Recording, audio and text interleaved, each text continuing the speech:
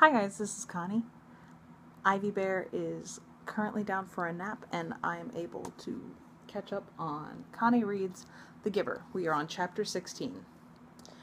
Jonas did not want to go back. He didn't want the memories, didn't want the honor, didn't want the wisdom, didn't want the pain. He wanted his childhood again, his scraped knees and ball games. He sat in his dwelling alone, watching through the window, seeing children at play, citizens bicycling home from uneventful days at work, ordinary lives free of anguish because he had been selected, as others before him had, to bear their burden. But the choice was not his. He returned each day to the annex room. The Giver was gentle with him for many days following the terrible shared memory of war. There are so many good memories, the Giver reminded Jonas, and it was true.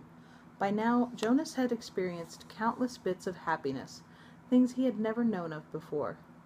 He had seen a birthday party, with one child singled out and celebrated on his day, so that now he understood the joy of being an individual, special and unique and proud. He had visited museums and seen paintings filled with all the colors he could now recognize and name. In one ecstatic memory, he had ridden a gleaming brown horse across a field that smelled of damp grass, and had dismounted beside a small stream from which he and the horse drank cold, clear water. He now understood about animals, and in the moment that the horse turned from the stream and nudged Jonas's shoulder affectionately with its head, he perceived the bonds between animal and human.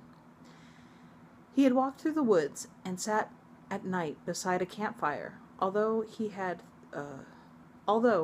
through the memories learned about the pain of loss and loneliness. Now he gained, too, an understanding of solitude and its joy. "What is your favorite?" Jonas asked the Giver. "You don't have to give it away yet," he added quickly. "Just tell me about it so I can look forward to it, because I'll have to receive it when your job is done." The Giver smiled.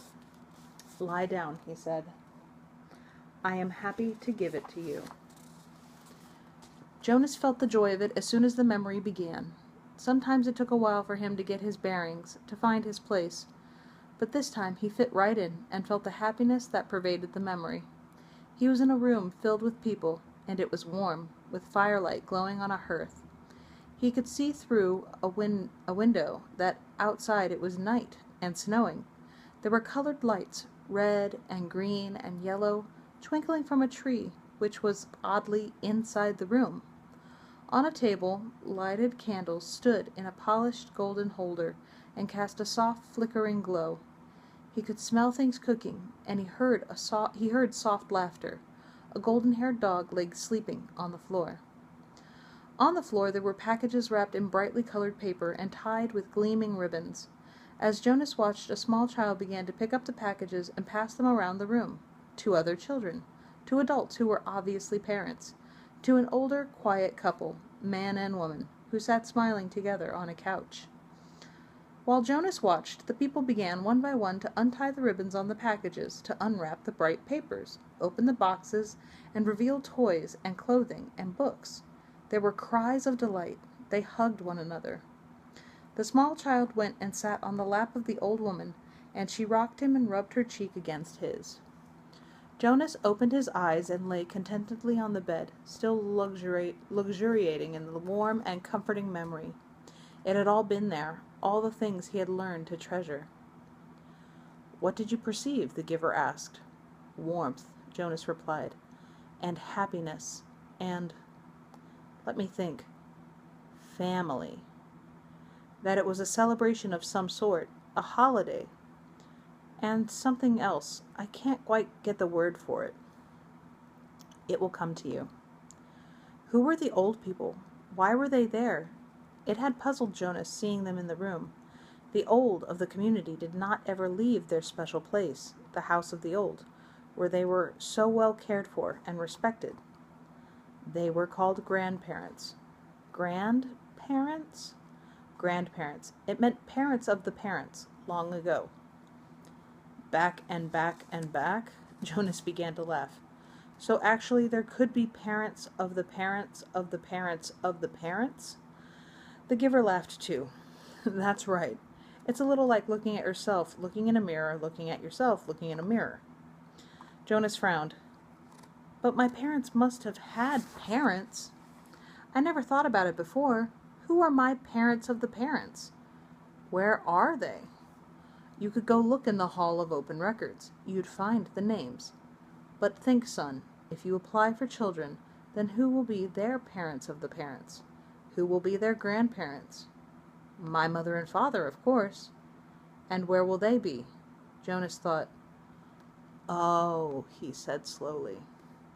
When I finish my training and become a full adult, I'll be given my own dwelling, and then when Lily does, a few years later, she'll get her own dwelling, and maybe a spouse and children if she applies for them, and then mother and father.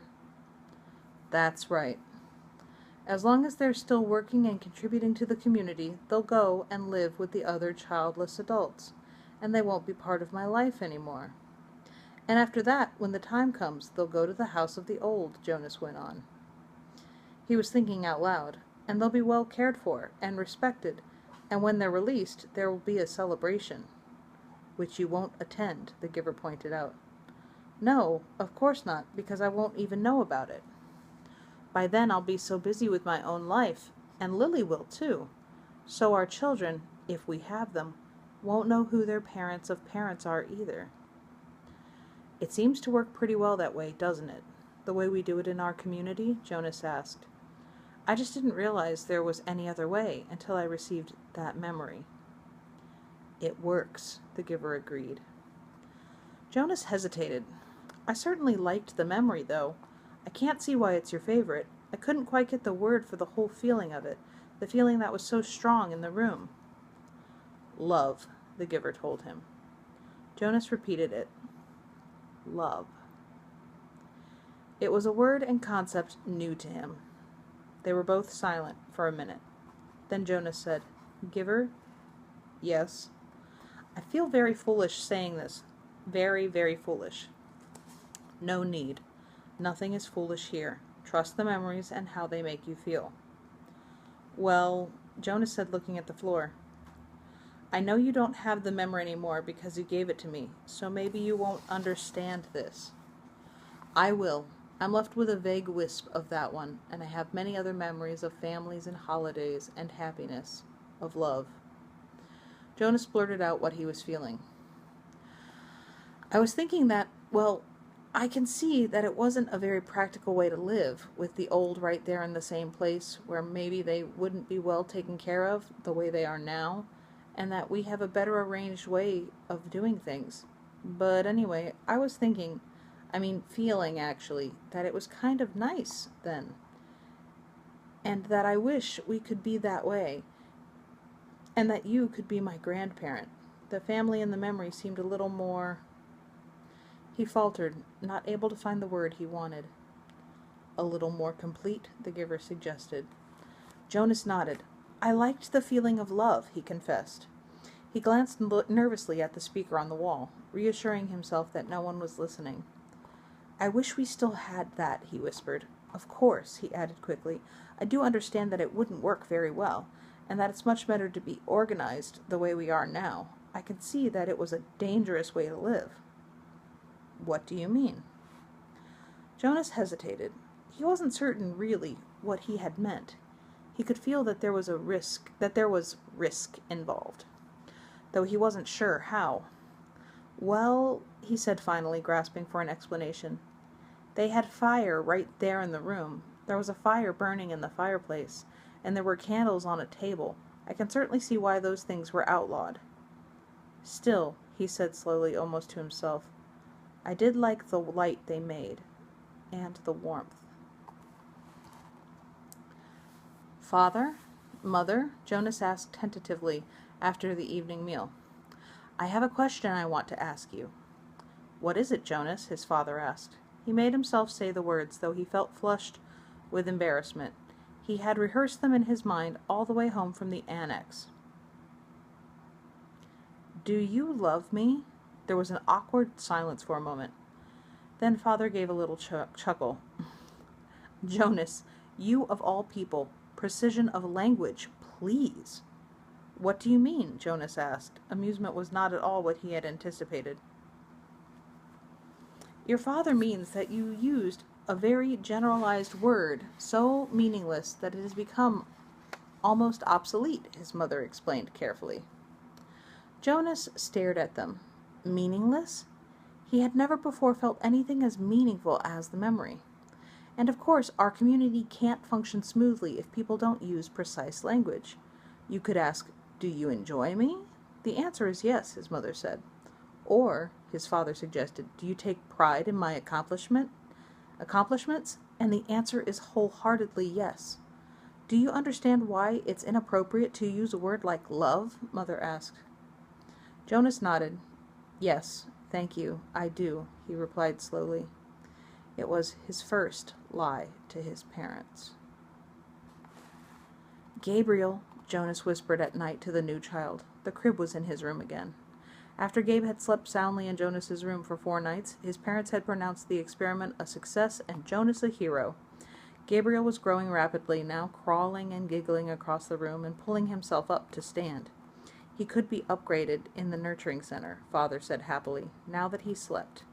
He could be officially named and given to his family in December, which was only 2 months away.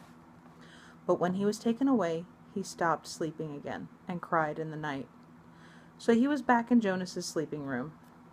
They would give it a little more time, they decided. Since Gabe seemed to like it in Jonas's room, he would sleep there at night a little longer until the habit of sound sleep was fully formed. The nurturers were very optimistic about Gabriel's future. There was no answer to Jonas's whisper.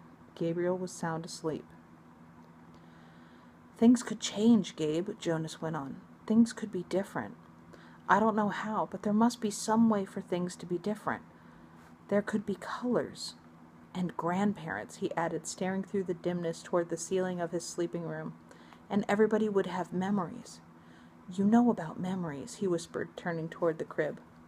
Gabriel's breathing was even and deep.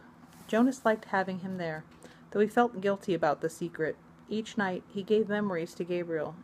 Memories of boat rides and picnics in the sun, memories of soft rainfall against window panes, memories of dancing barefoot on a damp lawn. "Gabe?" The new child stirred slightly in his sleep. Jonas looked over at him. "There could be love," Jonas whispered. The next morning, for the first time, Jonas did not take his pill. Something within him, something that had grown there through the memories, told him to throw the pill away. And that's the end of chapter 16. Be careful with that and enjoy. Please and thank you, and I will see you for the next installment. Bye.